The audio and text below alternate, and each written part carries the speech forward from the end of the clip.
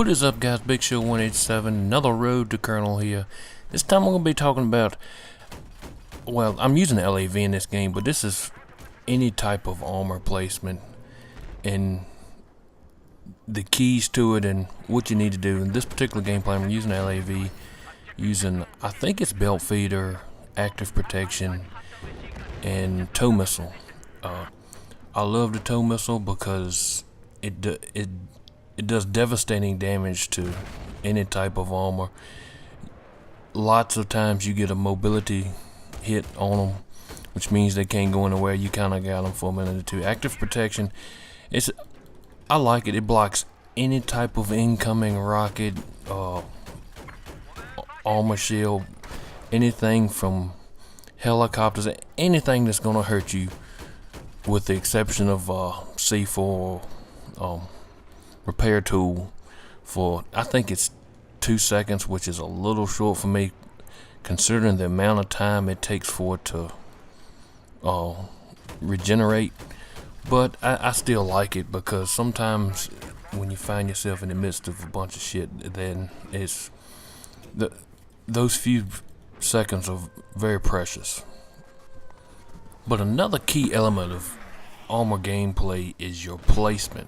A lot of people think just because they're in an armored vehicle that they are invincible. As you see, I'm sitting there sniping mountain goats. That place where I'm at right there, on this particular map, is the new China Rising DLC. I forget the name of the map, but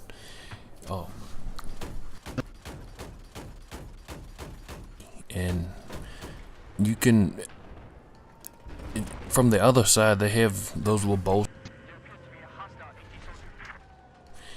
and they spawn it back a lot, and you just kind of flank. Anytime you can flank an enemy and get them from behind, that's, you know, in any gameplay, they're easier to kill when you shoot them in the back.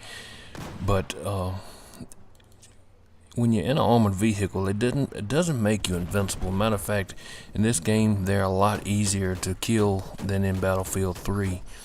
As you can see, I was still trying to kill those mountain goats up there, and I don't know what the hell happened up yonder, but it's just a massive explosion, so I figured nobody could survive that. But you see right here, I don't just go balls out rushing back into F there. I want to keep that flag cap because it's the bad cap, and you don't ever want them behind you. But I just don't go flying down there trying to cap the flag, because as you can see, it is just crawling with enemies. I mean, that's just insta-death, and you see it so many times. People think just because they're in a tank that they can go down there and cap a flag and they're not going to get hurt, and they end up getting, you know, a couple RPGs.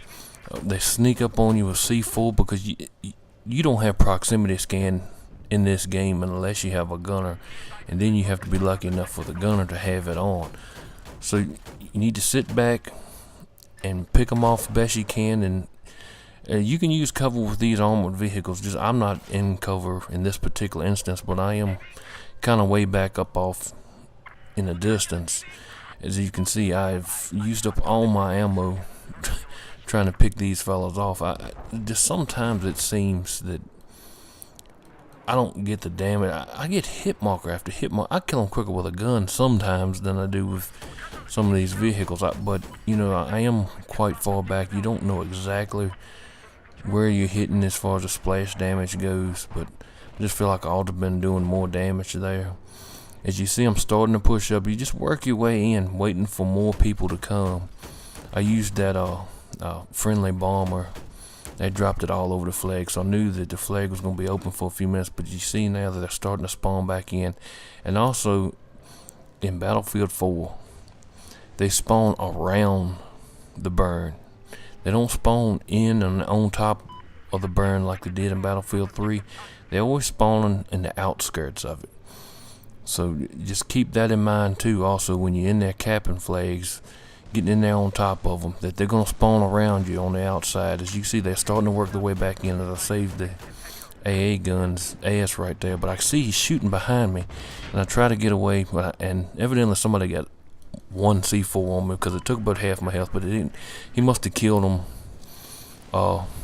before they could, you know, get it all on me good. So I get immobilized there. But you see how I waited for more support to come back in, to come in there and cap the flag. Don't just go rushing in there, balls out, capping flags. That is, I'd say, one of the most important things. And this is the second most important thing. You see I'm low in health, I pop my active protection, and I get the hell out of there. Sometimes you just gotta back up and punt. Regroup. As you can see, I did. Get your health going back in the right direction. You don't necessarily have to get it all the way back. Just get it going in the right direction. And come back again. You're no good till your team dead. Another mistake I see people, though, do is they stay in there too long and they wait until their tank or whatever piece of armor they're in gets too low in health, and then they just jump out, and the first thing they do is get popped as soon as they get out.